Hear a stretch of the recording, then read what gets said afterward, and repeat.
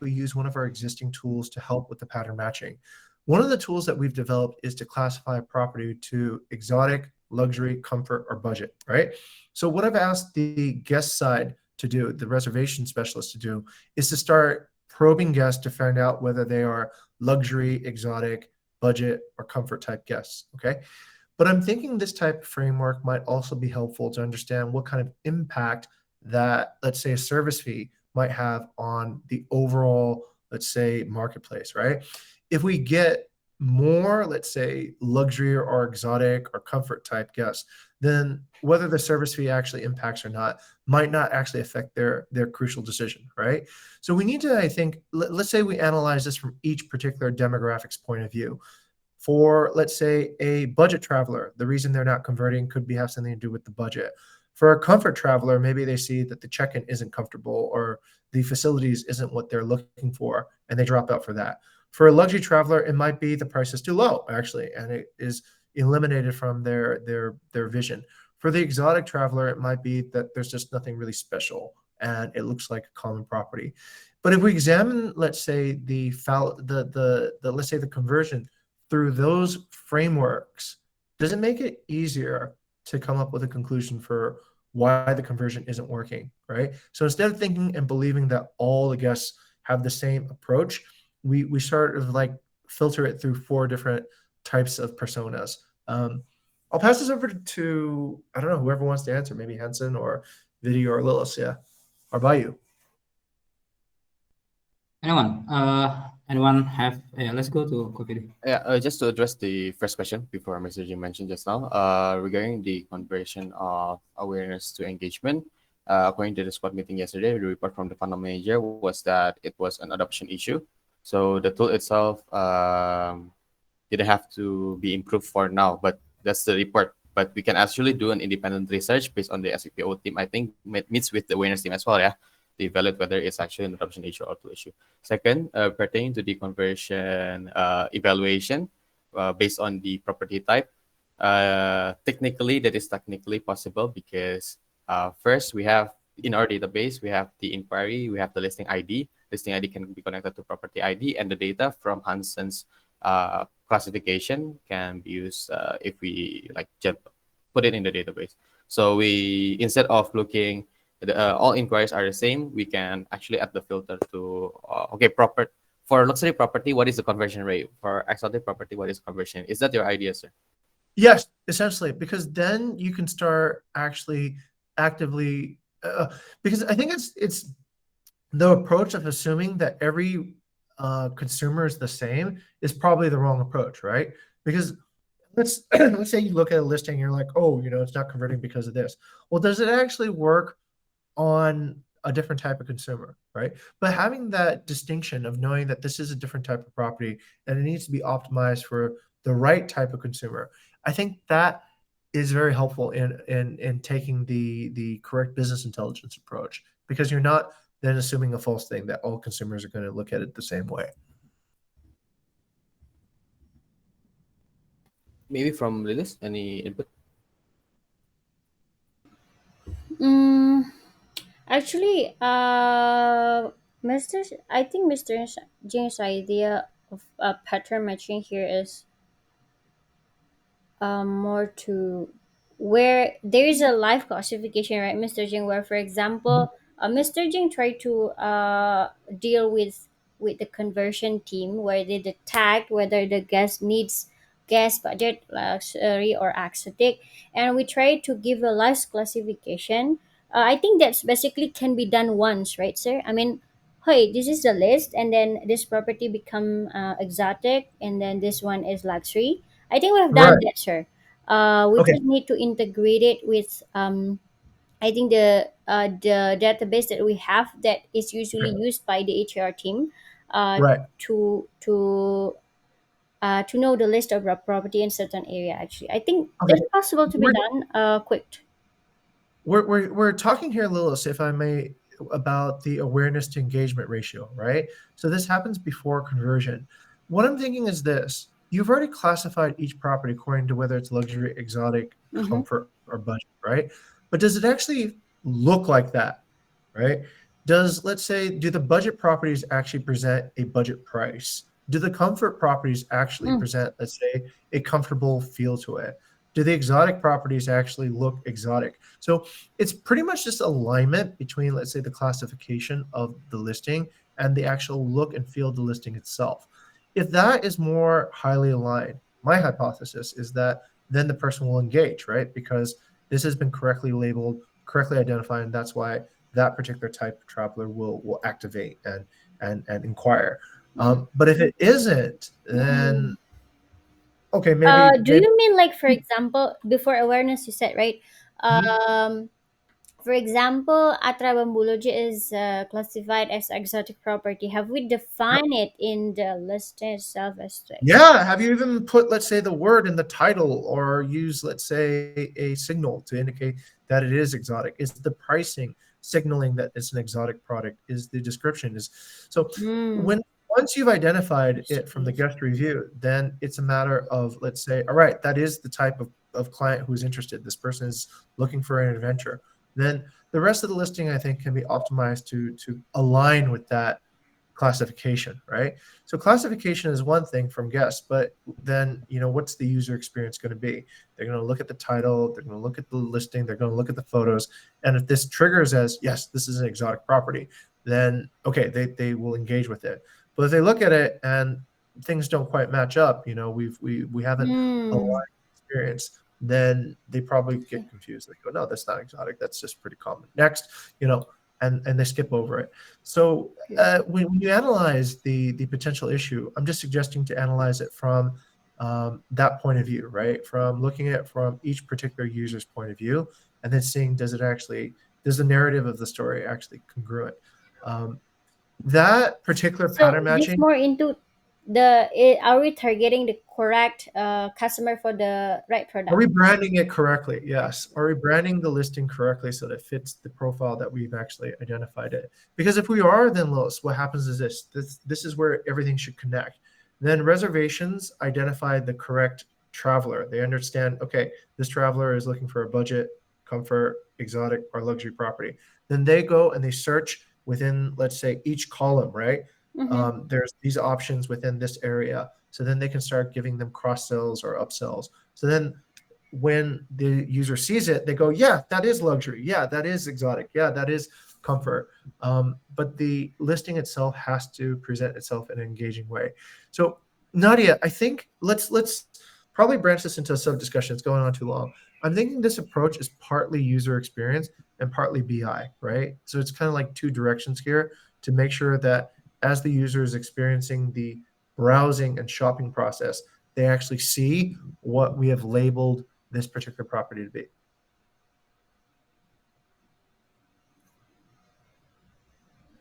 Nadia, are you there?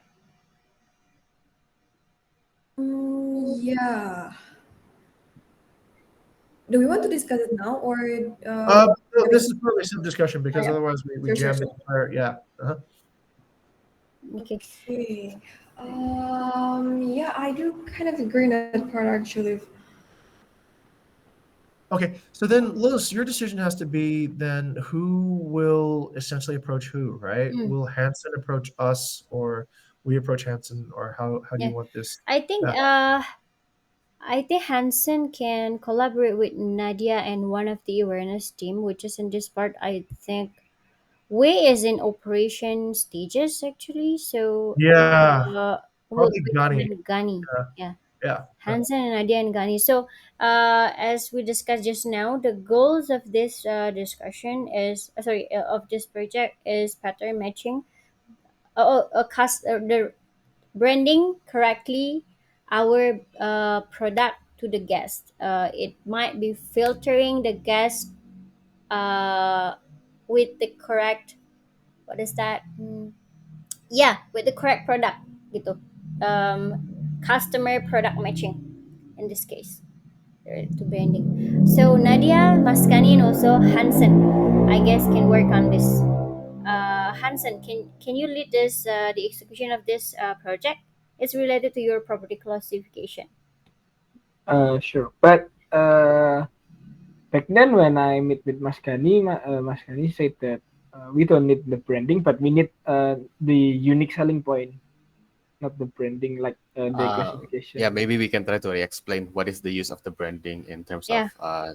yeah, the unique selling point. Because yeah, at one more list, either you or me in the discussion, perhaps if you need more explanation for Kak Okay. here. I think I can go with the first meeting for this one to just set the expectation. Sorry, the goal correctly for everyone. Thank you, Hansen. Yeah. Please set the meeting. Okay. Thank you, Fran. So, Hanson, I think you could just add a new topic for that, and then write the actionables there. What do you think? Okay, okay. Okay. Thank you. And then I saw this topic, Alilis. It is actually quite a while ago. You've added this. Do you want to discuss Mm. this one now, or Okay. I think I'm writing down that a long time ago. That's about property prioritization. Um, yeah, this one is we are from the single property optimization team. Sometimes still spend quite like a large amount of time to think of which property to optimize in terms of their potential and also historical performance. Like we have the dashboard right now. Like this is the occupancy, this is the revenue, this is the inquiries. But I think I need help where it can like there is a tools that summarize all of that performance, like the prioritization project that you're working on with Hansen. The framework should be like that, like prioritizing what kind of metrics that we consider the most. Therefore, we need to apa namanya prioritize that property. So in each week, we'll have list of property that have a high potential to produce revenue gitu. Jadi cepat gitu. Kita tinggal uh, eksekusi, no need to think about that, something like that. So that's my plan. uh, hmm. Alice, could you help me pass me on the link for the dashboard? Oh, That's okay. yeah. Or let's try to open it here Yep, so yep. that we So have more that's in context. Redas. It's called single property optimization dashboard. Let me send you the link. Where is it? This one. It's this one. This one. Um, I'll copy it in the Okay. conclusion. Oh my god, why is it so long? Panjang mat. Emang kayak gitu ya? Nah, nah, nah. Wait, wait. I Oh, think I udah dibuka list. udah ya? Is it Already this open. one? Yep. Yes, that's correct. Okay. So there is a revenue, and then there is an inquiry, occupancy, something like that. But we don't have the summary of which one would we should prioritize to optimize. So, what we're trying to do is from using data from this dashboard, we're trying to create a new tool to Basically, a framework, prioritize. not really using from this dashboard only. Basically, the Yeah, yeah. framework on how to choose a property to be optimized first, second, etc. Kayak gitu. Okay. So, let's yeah, Kak Bayu, Vidi. Vidi Yep. wants to. Basically, if the SPO team look at a list, they know which one has highest potential that we have not optimized yet. Which Yeah, property? 5 property that have not been optimized that we can focus on this week. Something yeah, like that. something And they like look that. at the dashboard. Yeah, Everyone get it? Mr. Jing. Yes. Okay, this is where we need framework for identifying Yeah, what yeah, is the that's best priority. Okay, the framework for a situation like this is actually pretty simple. It's just what is the highest return on the lowest amount of effort. Okay, what property is the lowest amount of effort to actually optimize and would get us the highest potential return? That's where we need data science and data analysts to figure out, okay, what is potential, right? How do we determine potential? And then what is essentially lowest effort mean? So I think if we can do that, then you can start putting this probably on a quadrant, right? So just 4 squares, right? This is, let's say high potential, low effort. This is high potential, high effort, low potential, low effort, and high effort, low potential. So that then gives everybody, I think, a way to sort it out potentially. Sort it out. Yeah, and I would like to add as well. Previously, it has been tackled before by the clustering that Nadifa tried to build, Lilis, but I the think that result that's doesn't with work. different classification purpose actually, VD. It's more to help the reservation team understand Yes, the feature.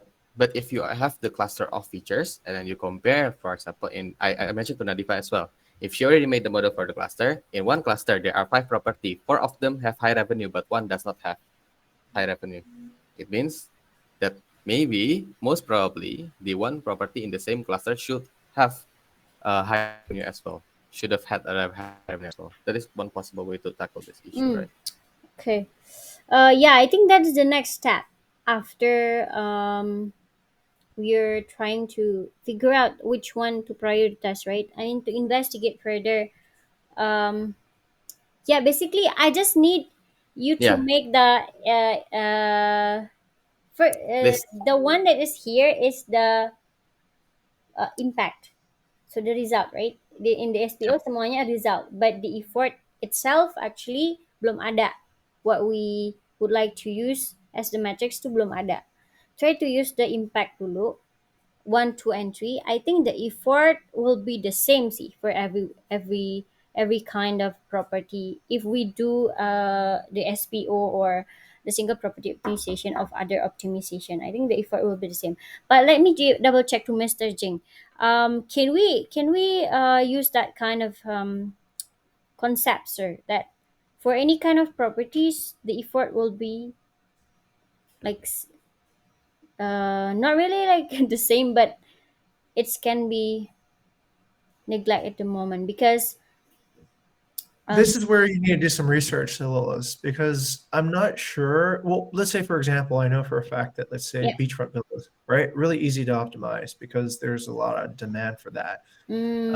We should be Nice. able to see results right away, right? So, do we have beachfront villas that are not optimized? Those should go first. Those are high opportunity, low, whatever, right? For certain other properties, let's say they are less desirable locations, you probably need to be more clever and also adjust more dates. So I think this is where BI needs to come in and Mm, analyze what is the process and what is the consumption of time and energy and skill to actually optimize, and then look at, okay, all right, and either invent a tool that reduces the time, the resource, or the skill to actually run that process, and therefore, like you said, make every central optimization equal in terms of the effort that will be expended, or accept that there is no tool yet that can make it equal. This will require human hours, but